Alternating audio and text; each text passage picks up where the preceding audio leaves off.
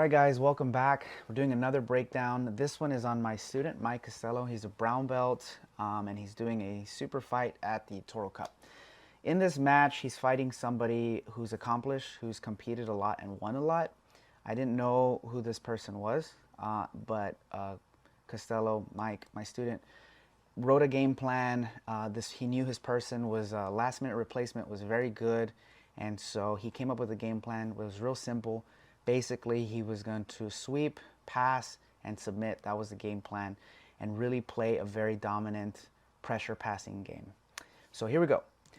Beginning of the match, his opponent starts doing some very strange things, to be honest. I don't understand what he's doing with he's doing like boxing footwork. So I don't like this. I don't agree with it. If any of my students ever did that, I would probably get after them, and if they continue to do that, I would kick them out. This is just my personal opinion. You know, if this guy wants to do that, he can, but my students will never act like that because, as we say, we show our class, not our ass. So going back to the fight, Mike pulls guard, pulls one leg X, and immediately starts working one leg X. His opponent tries to peel the grip. His opponent rolls for a leg lock, and Mike goes for a leg entanglement to see if he get a leg lock, comes back up. So no points are counted, guys. If this was a point match, Mike would be up on points by a sweep. Mike then falls to a honey hole, then to a 50-50, and they're both going for leg attacks.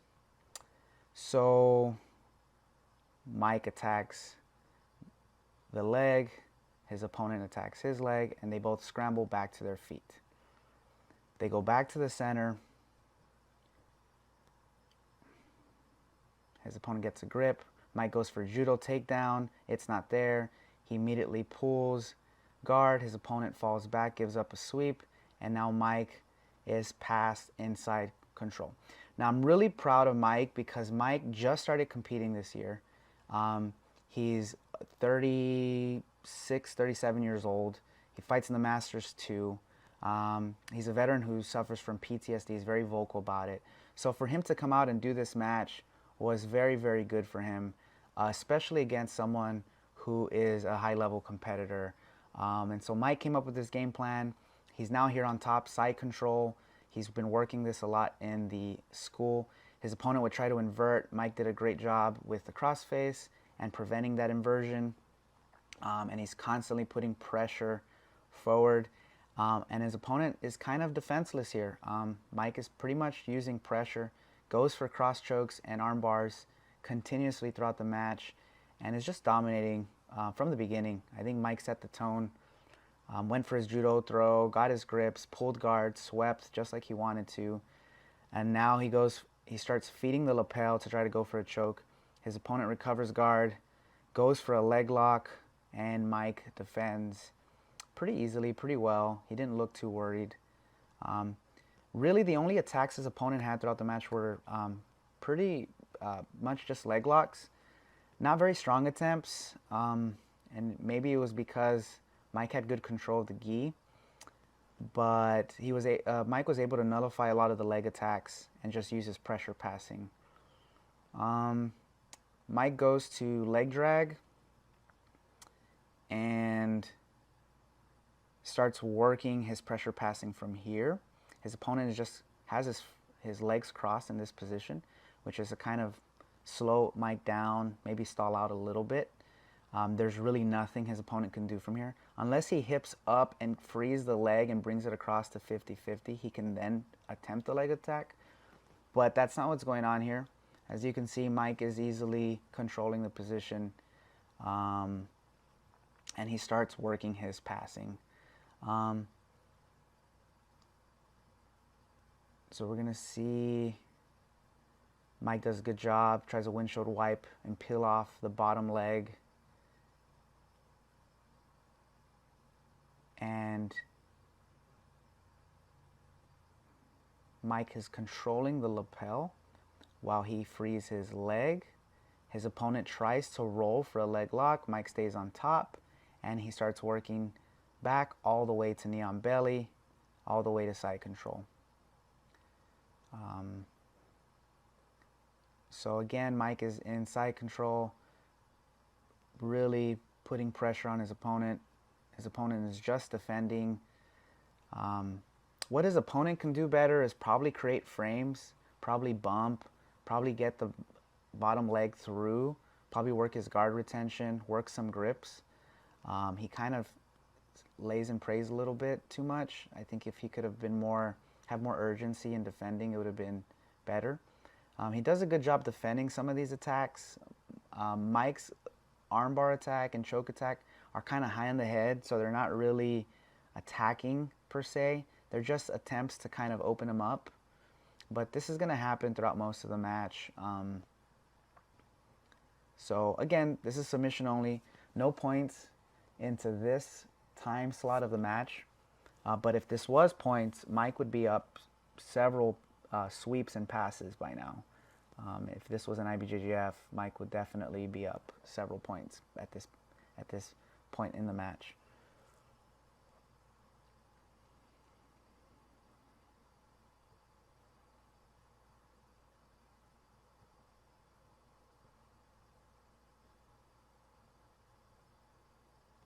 And it's important to note that Mike is a hobbyist. He's a full-time dad. He really works hard for his family. He comes and trains when he can away from the family. And his opponent is a competitor. From what I understand, a full-time competitor, competes, has won a lot of fight to wins, competes at IBJJF, does no gi a lot, does gi. So I was really impressed with Mike's performance against a competitor, being that Mike is a part-time hobbyist who gets to train when he can and really work these positions. I think Mike wishes he could be a full-time competitor, but he's got responsibilities like any dad and husband would have. So it was really cool to see him really drill and prepare for this event. He does his own strength and conditioning program. He does his own game planning for these matches. We do some private lessons every now and then to work on some techniques, but it's never for an event. It's always for himself. And so it was really good to see Mike come out. And he started competing this year, and he was doing, he was struggling in the beginning of the year, losing some matches, and it's great to see him come back all the way to the end of the year. So his opponent finally starts moving around and able to get free. He turtles, and Mike again is there to follow and really hold tight to his hips and really start focusing on control.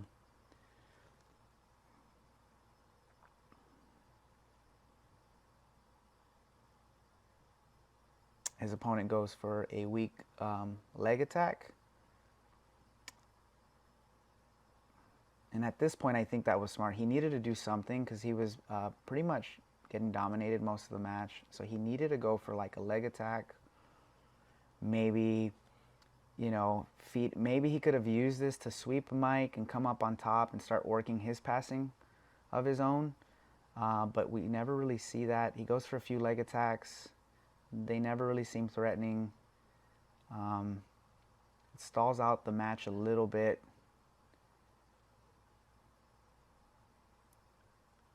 And then from 50-50, Mike starts working his passing.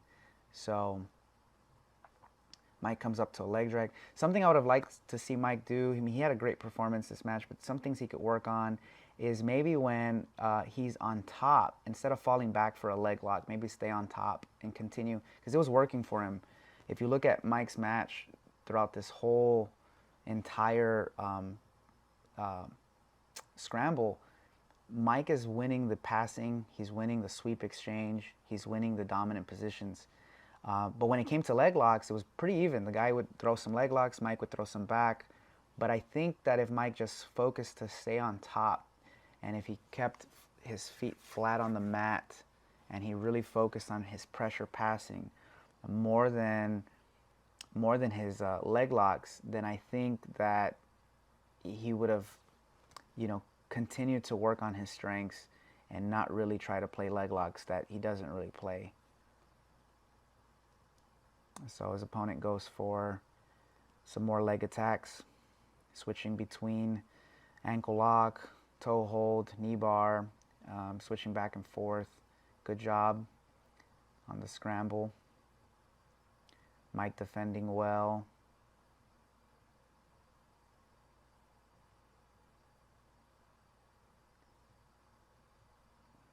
So again, Mike comes up, starts knee cut passing, which he's been doing, passes the guard again, inside control again. And, you know, I know it's a long match, it's a brown belt match, so I know these guys are, you know, tired. So it's tough. It's a tough position to be in when you're passed like this several times. You can get pretty exhausted. So I understand why his opponent isn't moving as much. Definitely a tough position to be in. But maybe just work some frames.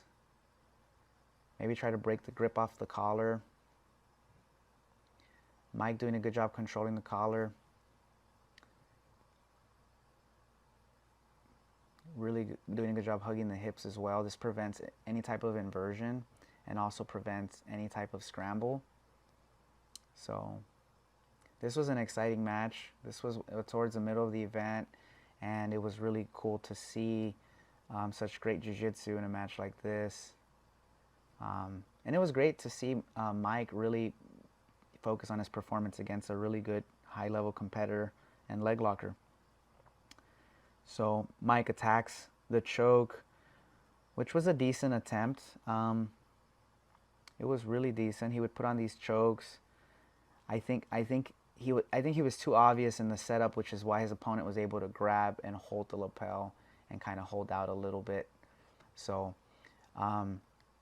what Mike could do is he can use these chokes to set up maybe some arm bars, some back takes, some triangles. Instead of staying very linear in his attacks, maybe be more diverse in the way he tries to go for setups without showing too much. Is maybe like really try to focus on, well, if he goes for a choke and his opponent blocks, he can then go for a type of arm lock. Here he goes for a great arm bar, super tight. He put it on. The problem though Mike didn't finish was because of his legs. If you notice, his legs are crossed. There's not a lot of pressure on the head. He's not really controlling the shoulder, and because of this, his opponent is able to escape. So he escapes and comes up. And so Mike again starts to off balance and gets underneath to another one leg X. Good control on the lapel. Really good defense on the back step. Uses that to set up his own leg lock, and also uses that to sweep. Starts attacking the knee bar. The knee bar is on pretty tight too. I think his opponent's asking for 2 points, but he would not get the 2 points because the 2 points only count if you go for the sweep. But if your opponent rolls for a knee bar, since he was already the one on top, he wouldn't get the sweep. So I think that was the confusion there. Again, I think at this point there are counting points.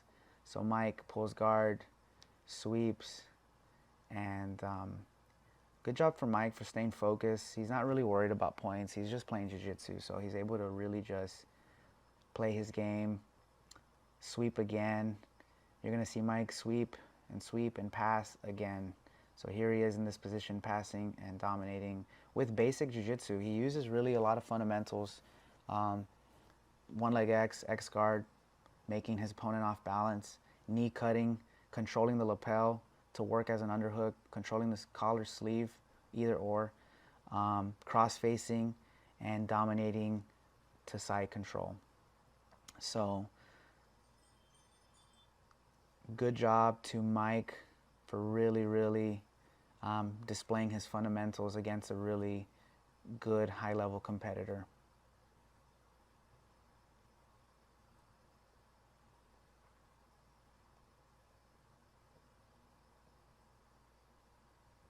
And so here he's going for a basic choke. It's probably on the face, probably not nearly deep. So I think Mike is just trying to attack more. It's really hard to get a submission when your opponent isn't opening up and just defending. So it's very hard to finish. So like usually you see a lot of the submission setups when the opponent is trying to defend, but because he's not defending as much, or I'm sorry, because he's not attacking or escaping as much, it's easier for someone to defend, and that's kind of what's happening here, which is smart for his opponent. His opponent probably doesn't want to take the risk to get submitted, which I understand. So he's trying to just, play conservatively with less risk as possible. So I understand. They go back to a scramble. They go back to their feet. His opponent is now down by points, so he needs to attack, and I think that's what he does here.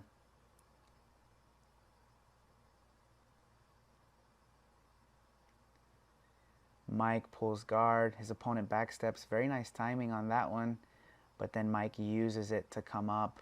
His opponent has an omoplata. Mike comes out. His opponent goes for a toe hold. Mike spins out of it. His opponent gets a sweep, attacks the back. Mike is able to recompose his guard back to one leg X.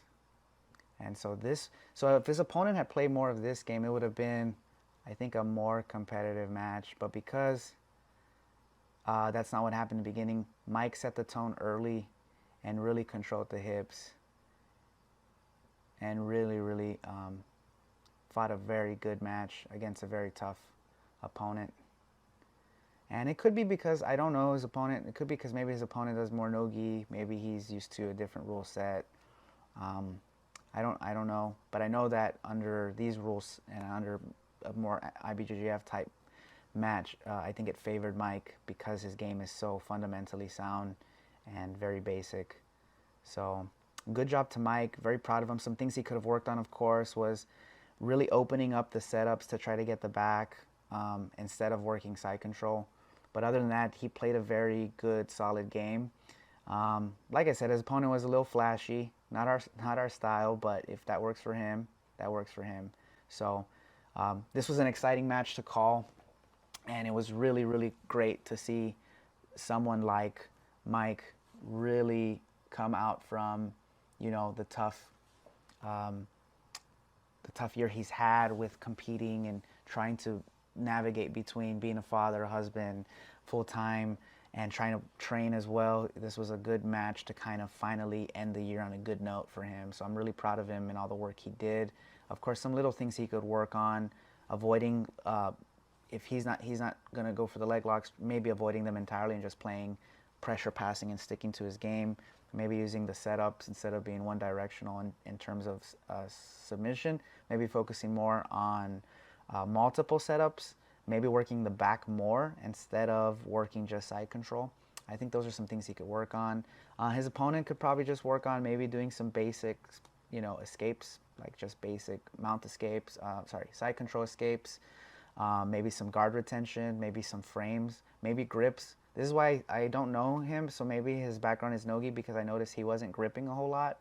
And so when you don't grip someone with a gi and they grip you, it's a huge disadvantage. So maybe working some sleeve grips, collar grips, lapels, pant grip, and this will allow him to build a better guard retention. But overall, this was a great match for Mike. I hope you guys enjoyed it. If you guys have any questions or comments, please drop them in the comment box. I hope you enjoyed the breakdown, and until next time, keep training.